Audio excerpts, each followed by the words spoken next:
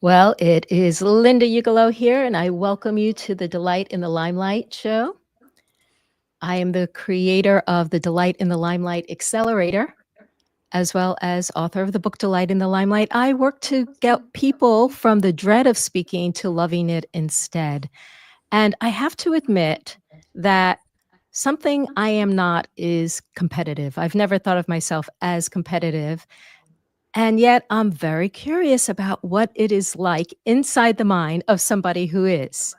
And so today I have on the podcast with me Dr. Iain Lampert, who is a public speaking competition expert. And I thought four, but it seems like now it's a five-time national champion. Congratulations to you, Iain. And Thank you. together you're welcome. We're going to uncover valuable lessons from the world of competitive speaking and how they translate into real world communication for entrepreneurs, professionals, and leaders. So, welcome, Iain. Thank you for having me. I appreciate your time. Yes, I appreciate yours. And I want to start right there, like the mind of the competitor. What do you love about competing in speaking? I like knowing that the impact of my messages are memorable and that they leave an impact such that somebody can measure it, compare it to other messages, and say, I think that that's the one that stood out for me for the right reasons. I also think it's useful for a lot of folks who haven't engaged in a lot of speaking before, because it's tough to know if you're getting honest feedback a lot of the time. Let's say that you speak in front of your friends and family. They might be unconditionally loving and supportive. And that's great, but it doesn't tell you what an unbiased third party might think about your message. Having the opportunity to present in front of a group of people who have no dog in the fight either way, who aren't there to protect your feelings, but who care about the general activity, and they want to see you succeed and grow, means that I've got a way of knowing that what I'm saying makes sense in what seems like it'd be a more stressful environment, but ends up being a safer environment because better I test this message at a competition than I put it out for public view without knowing how any unbiased third party might think about it. That's how I conceptualize public speaking competitions. Wow, I would never have guessed that it would feel like it's a safer environment. But the way you describe it, it sounds like people are there for the purpose of helping you become better.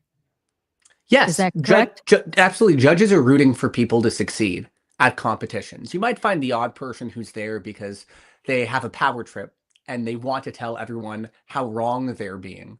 But in general, judges' ballots follow the path of least resistance, which means they're going to vote for the person who have the least things that are incorrect about their structure or their style or their substance. A judge loves seeing, hey, that was great. I've got nothing really to say. That was an awesome message. First place. Love to see it. They'd prefer to have that experience than someone who they have to point out 20 things that they'd want to improve about their speech. And so when you compete, is there that element of evaluation? Do people actually learn and get feedback? Yes, I think that any competition that doesn't prioritize feedback is a waste of your time. Okay. All right. And you also said for the right reasons. What right reasons are the right reasons of doing a speech? You have a message that you want to share that answers three important questions. The first question is, why me? In other words, why am I the right messenger to share this story? The second is, why you? Why the judge or a hypothetical audience member would care? And the third is, why now? Why at this time in American, Canadian, global society, why at this time is this the appropriate message to share? If you believe that your message can tick all three of those boxes, answer all three of those questions, you're probably doing it for the right reasons. Mhm. If you're just doing it because you think you're saying a thing to win an award for the award's own sake, I think you should do some soul searching and find, is there another reason beyond just this trophy that's going to be forgotten in your garage at some point, beyond that, for you to be doing Mhm. this competition? Yeah. Yeah. So I know, let's say that Toastmasters also have an element of competition, but you're not talking about Toastmasters. You're talking about another kind of competitive world. Can you describe Toastmasters that? too. Uh-huh. Toastmasters too. I think Mhm. that Toastmasters is not a season-long contest. They'll have the Tall Tales contest, table topics, international speech competition. But it's not as if you're doing the international speech competition every month or two. And that means it's quite different from the competitive circuit that a younger person could get into in high school or collegiate speech and debate, where they might be competing every week or every other week. A lot of people don't know this, but there are collegiate teams that recruit the top high schoolers, the same that you would see in a sports team, and say, we'll give you a scholarship if you could do speech competitions for us regularly. Wow. People who go through that world, I think, emerge with a very different mindset as opposed to somebody who might just do Toastmasters and compete once a year. Mhm. Mhm. So do you primarily work with the high school collegiate age group, or do you also work with adults? Primarily, it's high school and college. Then there's a Mhm. sizable adult population as well. In general, the adults aren't coming into it because they thought at the start, I want to win a competition. It's more, I want to expand my storytelling and confidence skills. But I realize a great way to do that, to hold myself accountable, is a competition. Mm. So the people who kind of come into your world, do they already feel, like, really excited and eager, or do you need to or do they need to develop, like, a particular kind of mindset in order to step into the competitive arena? Because I would think that it would feel very high stakes, and there would be a level of concern or worry or anxiety that goes along with that. Is that true, or are people kind of, like, in a different, space No, that's very mentally? true. Unless somebody has competed before, typically in high school, or they're a theater kid, they tend to be pretty frightened of jumping into competitions. So, three lessons that they have to internalize before they excel. The first is the lesson of anti fragility. This is going to be stressful the first time you're there. You're probably not going to win the first time that you do it, but a broken bone is going to heal stronger. And if you walk away from a contest, maybe not with a certificate or trophy, but with new knowledge about your presentational style that you then can create some actionable changes for in the future, that's good. That's anti-fragile. I think the second lesson is you're in this to learn. If you win, that's great. But as I tell my students, generally, you want to win because you advance to other rounds of contests and you'll have better learning experiences within those other rounds. So winning is just the means to an end. And the final one is there's always another one. There is never just one competition. There's never just one pitch. And I agree that it'd be very terrifying if this is your one shot. And if you lose this one time, you can never do it again. Game over. But that's just not how any of this works. And if they learn those three lessons, it'll probably go well for them in the longer term. I really like that because I teach the same way, that it's better to do a whole lot of speaking so that you see it as a speaking journey, so that you speak it as something that you can improve on each time. And so that makes total sense to me. How do you handle, or how do you suggest people handling when they feel nervous, and how do they stay kind of grounded and focused? Practice like you perform. This is a common lesson. A lot of coaches teach it, I'm sure yourself included. But when I say that, I mean you got to simulate the experience of the competition before the competition happens as exactly as possible. For instance, if you get involved with the International Public Debate Association, this is a league that has some divisions for college students, but also a division for adults that you can jump into and then debate throughout the whole season. Let's say you know that it's going to be an in-person contest and it's going to take place across a whole Saturday and you'll do 6 rounds of debate. Then during the week leading up to the contest, you should do 6 rounds of debate in person. That way it's not so scary. Most people are terrified of public speaking because they don't do it regularly. And then because they don't do it regularly, they feel less inclined to start doing it, which creates this negative feedback loop where it becomes this frightening thing that they never do. People who excel at contests simulate the competition experience before the competition starts. Mm-hmm. Well, I think it's not just it makes total sense. I also recommend if someone is going to be getting on stage somewhere that it's not the first time they're giving that talk, that they should set up either live rehearsals with people actually watching or to give it to their local libraries or Rotary clubs or whatever, so that when you're stepping into more of a high stakes experience, that again, you feel like it's partly in your muscle memory, you're used to looking at an audience, you're used to being in the limelight. Yeah, You know? 100%. That's how they Yeah. can delight in that limelight. Yeah, so how they can delight in it. That's absolutely. So this one of the things that I was very intrigued by in speaking to you is you spoke about how there are all these different structures of giving talks. And how many did you say you had that you work There's a with? lot. There's dozens of different structures of giving talks. Dozens. Yeah. And so, like, how does one decide on a structure? They start from those three questions: the why you, why me, why now, and think about it from their audience's perspective.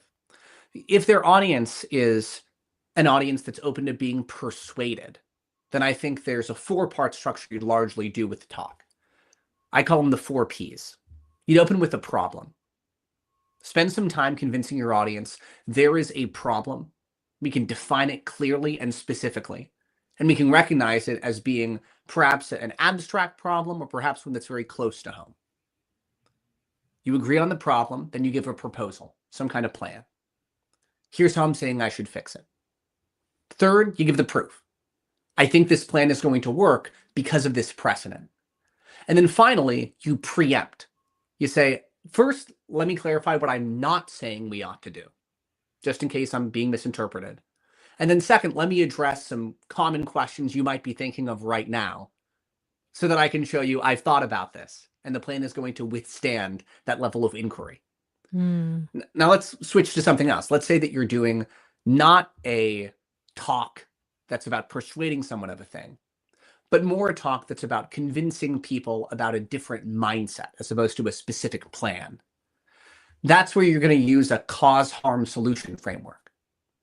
In an introduction, you'll say, I think that we need to be more generous. We need to be more thoughtful. We need to be more mindful of inequity, whatever it is. Cause, harm, solution says, let's talk about the reasons the problem exists. Let's talk about the harms of letting it persist. And then let's say what we could do about it together. So long as you're able to get where your audience is coming from, then it's easy to choose what's the structure of the talk that will address the audience's need. So I'm trying to see how this can be applied to someone who works in a company that needs to present either data or what their team has been up to, or maybe they need to share their team with the company wide in order to let them know, why you should reach out to us to include us in your project.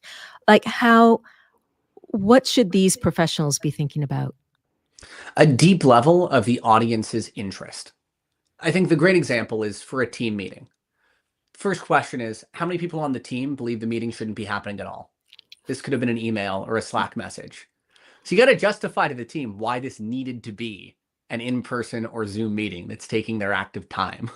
If you can understand why they'd be willing to come, then that means it'll be easier to get to the second layer of this, which is what do they think they're going to get out of it? And then how could you give them 10% more than they thought they were going to get out of it? Maybe if they thought it was something as simple as I wanted the free donuts. Okay, throw in something on top of the free donuts, maybe some bagels and lox on the side. In that case, it's not even about the talk. It's about the community feeling of coming together and sharing your thoughts. But I think that oftentimes speakers start from a place of what about me? What am I going to need to do to feel comfortable here? As opposed to what about my audience? Right. Why do they care? Right. Right. So let's say somebody is needing to give a financial update. I get this all the time. Like, how do you make something like that interesting? How do you create a story out of figures? Yeah. I think it's the level of knowledge that the audience has. Because if you're giving the financial update to folks in the finance department, you can talk very technically and they'll understand you. And you probably are less burdened by the idea that you have to translate it into a story. But if you're handling somebody who is entirely devoid of financial knowledge, then you're probably going to have one graph and you're going to explain that graph very briefly, where you'll say something like, as you can see, revenue projections are down or they are up, and here's why. In general, I would advise using the problem, proposal, proof, preemption structure for something like that. You're having the conversation either because there is a problem that leadership needs to address with the finances, or there was a problem, but there isn't one anymore because you fixed it. In either instance, it's opening with a story about, look, as you know, things were incredibly difficult during the last financial year. It was a very difficult time in the last quarter. And we saw that had to do with downsizing. Luckily, we've got a way to address it right now. This is the plan that we're proposing to help handle this. We got a couple different versions of this. We think it's going to work because of these reasons. And we thought that you might have some questions here. So there's actually some things we'd like to address before we get into your live Q&A, just in case you were thinking about it. That's easy to follow. People get that. And the question is, do you have to start leaning on heavy analogy because your audience deeply does not understand the data that you're providing? Or do they have some understanding, in which case there's less translation? Got it. Got it. All right. So I want to pick your brain in another direction now. So I work with a lot of, let's say, entrepreneurs a lot of coaches. And a lot of times they'll be wanting to give a talk at the local Rotary or Chamber of Commerce or a business organization. And would they also follow this particular framework, or might there be another framework if they wanted to share, they wanted to expose or people to their service, and they are obviously solving a problem if they're a coach, a service provider? Is that the format that they would naturally lean into, or are there other structures that they might consider? Yeah, I think that I would probably do a past versus potential structure. And the way that I would address it is, here's the past of your organization, the one that I'm reaching out to. In the past, there's been some lack of something. That's the problem I'm trying to solve. Now here's the potential. If I'm able to get in and give a talk, help solve a problem, things could look pretty good for you. I think that some of this, especially when coaches are starting off, might seem like it's an excessive amount of unpaid labor, but I think that it's useful to demonstrate value. The folks at Udemy, who you might be familiar with, and if people in the audience are not familiar with this, Udemy is the sort of Duolingo for public speaking, where you put videos of yourself in, and then the AI breaks down. You could pause more here, have better eye contact there, change word choice there. The way that they generally advise doing outreach is take a recording of somebody in the organization that you're trying to cold call, and then do your analysis of the recording of their speech. Send it to them and say, if you were my student, here's how I could see you growing. What do you think? And you might think, well, they might never respond. It's a waste of my time. But you improve your craft just by doing that amount of additional work. So that's something that I recommend for the group that you just spoke about a moment ago. Mm-hmm. Mm-hmm. That's really, really cool. So let's take one last one. So when I think about keynotes, the way I've been instructed to think about keynotes is that there are different stakeholders in the audience. There are people who are at different levels of an organization, for instance. There are decision makers, there are the managers or leaders, and then there are the people who are more the implementers.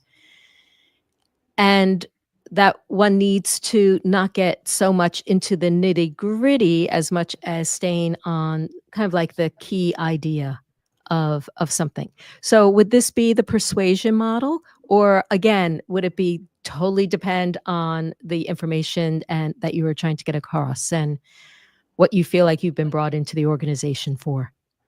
I think that, especially when you know there's a bunch of different stakeholders in the audience, you probably want to do tiers of lessons that each hit at different audience members' concerns. Sometimes this might be called the individual, institutional, international model if you're in a competition where you're trying to reach a bunch of different people. But you can imagine that being grouped into, marketing and finance and operations if you know these are distinct groups within the audience. My big takeaway for the keynote is you demonstrate more value by shutting up and letting the audience talk. The audience is going to fill in a lot of blanks in small segmented activities and call and response moments. You don't need to talk for that long in a keynote before the audience says, okay, I like their speaking style and I like their message. Or think, I've already learned this lesson and I'd prefer this become more of a workshop where I'm actively engaged, because it's easy to tune out a keynote. So when I think about keynotes, I think the best point of comparison is a really good night of improv. Not that you should be coming in and improvising, but when an audience goes to an improv night, they know they're going to be part of the show. I think the same thing is true for a truly engaging keynote. So that one should leave space for a little bit of interaction. Yes, I'd push it beyond that, though. I'd say more than a little bit of interaction. I'd say a lot of interaction for So successful long keynotes. Would that be speaking with your neighbor, or would it be actually standing up and moving around? Would it be contemplating yourself? Like what's going on in your mind, Iain? It'd be a battery. It'd be all of the above here. So for example, if you're doing a keynote that's just basically about how can somebody be a more effective speaker with raw executive presence, agnostic towards their content, you might do a drill like the watermelon drill. It's a nonsense word drill. The idea is you get somebody to speak, but they can only say a nonsense word, even though the topic might be incredibly complex. So let me try this really fast. Can you give me a very complex topic? Are you asking me? Yes. Or are you asking the audience? Anybody here. Anybody here. Gotcha. And then let them respond. Yes. So let's say, they throw it in. So let's say the topic was something as complicated as a disappointing prior fiscal year. Let's say that's the case. If I'm using a nonsense word, it'd be something like watermelon, watermelon, watermelon, watermelon, watermelon, watermelon, watermelon. At some point, you start getting that was a disappointment to we have to shift our mindset. If somebody can convey the idea without having the ability to say the actual word, that means they're probably improving their general delivery style. So imagining that drill in the context of a keynote, it might be the speaker demonstrates, and then someone gets called up on stage to demonstrate for everybody else. That's more interesting and valuable, I think, than just having the speaker talk about it in the abstract and say, figure it out on your own time. I love that. I mean, I feel excited about that keynote already. It's like, I want to see what's going to happen. And maybe I want to be that person that goes up. Yeah. Yeah. Yeah, that's so great. That's so great. Yeah, definitely. And some people won't want to, but that's okay. Because there's at least a few people in the audience who will, I think. Yes, absolutely. So that kind of like brings me to another question I have. And so like I have a way of having people practice, which is very similar to your watermelon exercise. I call it the I don't care game. And we work with this sentence, I don't care what anybody thinks, because a lot of the people who come to me who are afraid of speaking in public do care what other people think. And that's part of their issue, is that they're worried about what other people think of them as opposed to think of their message. And so we play around with it, emphasizing it in different ways. Like, I don't care what other people think. I don't care what other people think. I don't care what other people think.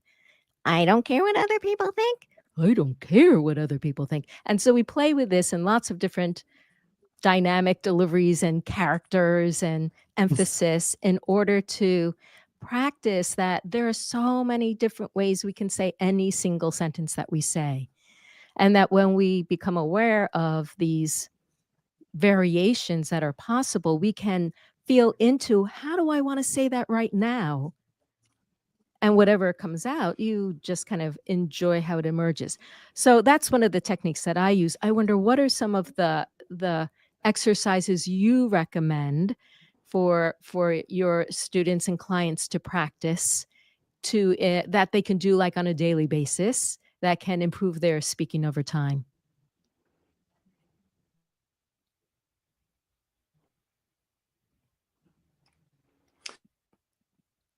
Did my voice cut Sure, out I'll there? give you three. One Okay, great. of them is emulating excellence.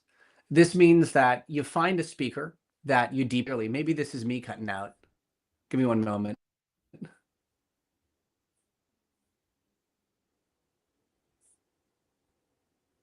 I think it might be more on my end.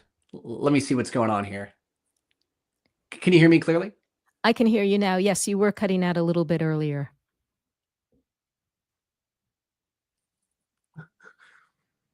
Okay, so I'll go back to those. That means a speaker finds someone that they deeply respect. They appreciate their style. They like their delivery. And then they, looking at the transcript, perform it, trying to do a perfect impression of the speaker that they respect. Then they say, I'm going to now redo it without doing an impression at all. I'm not going to copy any of the cadence, vocal tics, facial expressions. I'm going to try to make it my own entirely. And the third layer is, now that I've made it my own in terms of delivery, I want to now create the exact same message, but reuse none of the phrasing of the original speaker that I respect. That can help them break down what is it about the speech that I liked and what can be improved on when I apply my own style to this speech. The second is spar, or spontaneous argumentation.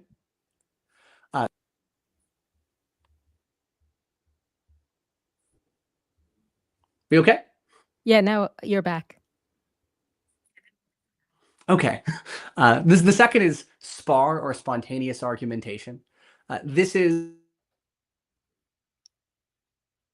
when someone gets a very simple prompt, like a cats are better than dogs, summer's better than, and then they debate back and forth. 2 minutes for one side, 2 minutes for the other, 2 minutes of questioning, and then 2 minutes of conclusions where you address the other side's points. This is a version of a category that's done in the Professional Speech and Debate Association. Very good training wheel, so you deal with a low stakes confrontation where you have to articulate a position that you might not even believe in the first place. And the final is a tape playback where you play it back on 2 times speed, because if you can't be understood when it's 2 times as fast, that means you're going too fast at the base rate of speaking. Second, you perform when it's no volume at all, only the video, and you notice things about your facial expressions, your body language. And then finally, you play it only audio, no video. And when you've got that, you're going to notice, is there anything about my speaking cadence, not just the rate, that takes me out of it? The more you inoculate yourself to the common anxiety about, I don't like the sound of my own voice, and you get used to the sound of your own voice, you might start to like it, and it starts feeling less scary to hear it. Yeah, I love all those different variations. I do have a module in my program called Watch Yourself on Video Without Cringing, because I feel like, yeah, everyone who watches themselves easily find the things that they don't like. And my sense is that when we have these reactions to ourselves unconsciously, they can get in the way. But if we clear them away and we cultivate an attitude of acceptance, appreciation, and desire to learn, then all those things that you said become something that's fun. It's like a game, because Absolutely. yeah, because then you're not, defaulting to this says something terrible about me that I don't like, and I don't want other people to see it either. So, Right.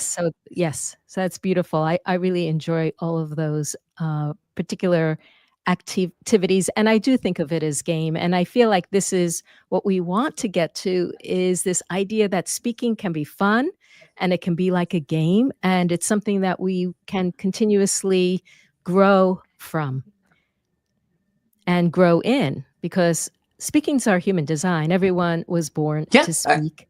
Yep. Yeah. I agree. So how did you when did you decide you loved speaking? Were you like 3 years old and entertaining your family, or and it just went on from there, or did it happen later on?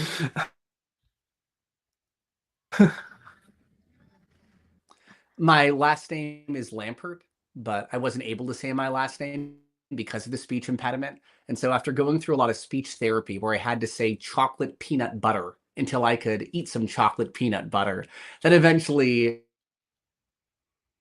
taught me that if I spoke the correct way, there could be some kind when I was in high school. This is a category where you've got 2 minutes to think after being given a prompt. Then you have to give a 5-minute speech. And I found that I loved it because there were so many stories I had learned about when I was a much younger kid that I now had the ability to share as I got older.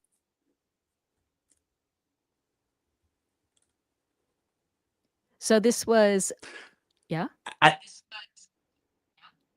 sorry, I think that I just froze again, but you know what? We're carrying on. We're being resilient and anti-fragile. You were saying? We are being resilient and anti-fragile, and I think anyone who lives in this age of technology needs that, don't they? Yes. So uh, I was thinking that the peanut chocolate covered peanut butter probably helped you enjoy those experiences and want to, uh it kind of like clued you into, "Actually, I even like this just for the storytelling."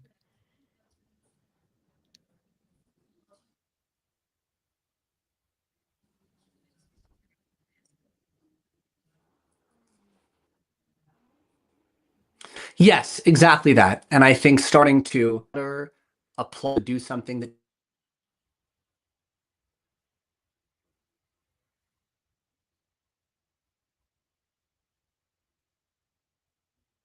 Oh, we're losing Ian here. I'm so sorry, everybody. This has been amazing. I'm listening to Ian. He is everything he says feels so clear, it feels so organized, it feels so well thought out. Obviously, he has done, you know, decades of speaking, and he does it all the time, and he teaches it, so he has a way of expressing himself that's so fluent and easy to listen to and story-based and very concise and right to the point, and I just hope that you've totally enjoyed this episode, and I don't know if he's gonna be able to make it back on. Yes, he did make it back on. I'm just singing your we are praises, good. Ian. I'm singing your praises because I was just saying how it just is so evident in how you speak, how organized your mind is, how concise your thoughts are, how it's also formulated and visual and audible all together in a way that makes it very easy to understand. And it's clear that you obviously walk your talk and you're a five-time competitive champion for a very, very good reason. So thank you so much for, all that you've been sharing. I'm wondering, before we close off, have you ever had a speaking experience that you didn't feel so good about?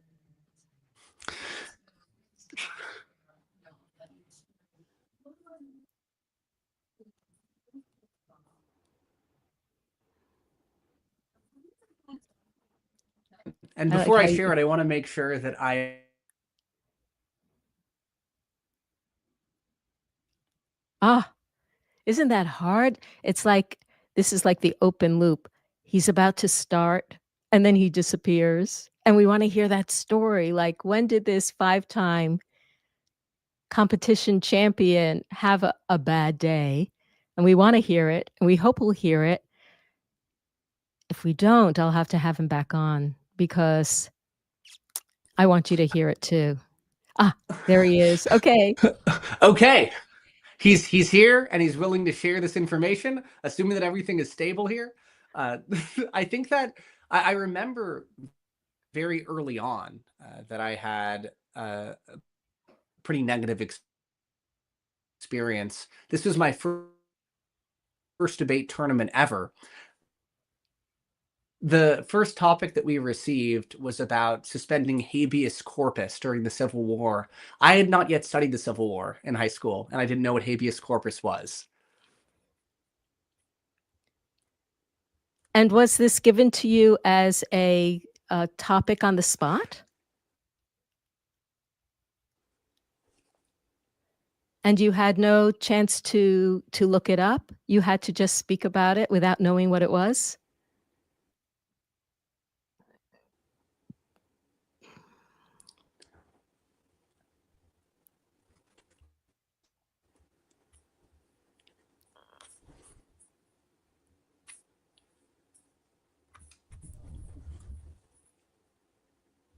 Okay, so here we are, intending to be very resilient, and I actually have an idea, because in a couple of weeks, I'm going to be on Iain's podcast, and I wonder if we can save this story to when we're on your podcast, Iain. Or let's see if your voice Let's do comes that. out. There's something about spectrum in the air today here in Sun Prairie, Wisconsin. There's something about spectrum in the air today in Madison, Wisconsin that is quite difficult. Clearly, it's not connecting, and so I think that it's probably best to save it for that podcast. That's what I'm surmising. And then we can bring people over there. And just to give people a heads up that what we're going to do on Iain's podcast is he's going to take my big idea of helping people get over the fear of speaking, and he's going to demonstrate one of the story structures or the speech structures as so that people can see how do we take something and we actually create an outline. Is that correct? Is that what we're going to do, Iain? Exactly that. We'll do it live. Okay, that's wonderful. So, you've given us so many wonderful ideas to think about, specific suggestions about how to structure the talks in different situations, for professional settings, for keynotes. And I just want to thank you so much, because this has been just a joy to listen to for me, because I feel like I am on a journey for becoming a better speaker myself, and I can see how this is one of the steps in my journey as well. So I'm going to just extend a big thank you to you, Iain, for coming on. I am going to share before I get off. Let me just pull this up in case you don't. If you have a voice, you can say where you want people to connect you. Otherwise, you can see it on the screen. It says, okay, it sounds like you're live. Why don't you say it yourself, where people can connect to you? It's at authentalk.org, AUTHEN, talk.org. I think I'm here. It's www.athentalk.org. That's wonderful. So that's where you can find Iain. Check him out. Listen to his podcast. This guy is brilliant. He's fun. He's fun to listen to. So much knowledge. If you want to up-level your speaking skills, you got to include him in as one of your teachers and mentors. So thank you so much. And thank you all who have either come on live or who are watching the replay or listening to this on the podcast. I'm signing off, Linda Ugolo, and I'm wishing you delight in all your Limelight moments.